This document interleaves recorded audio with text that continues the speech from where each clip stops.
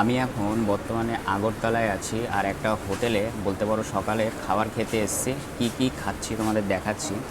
দেখো এখানে ভাতের সাথে কিন্তু অনেক তরকারি দিয়েছে।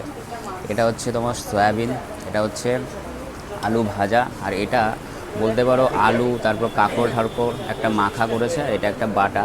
আর এই জিনিসটা হচ্ছে তোমার এখানে ভাষায় এটাকে শীতল বলে, মানে হচ্ছে এটা শুটকি মাছের চাটনি। তোমাদের দেখায় ভালোভাবে দেখো, একটু টেস্ট করি। মানে এই প্রথমবার আমি জীবনে শুটকি মাছের যে চাটনি আছে সেটা টেস্ট করছি।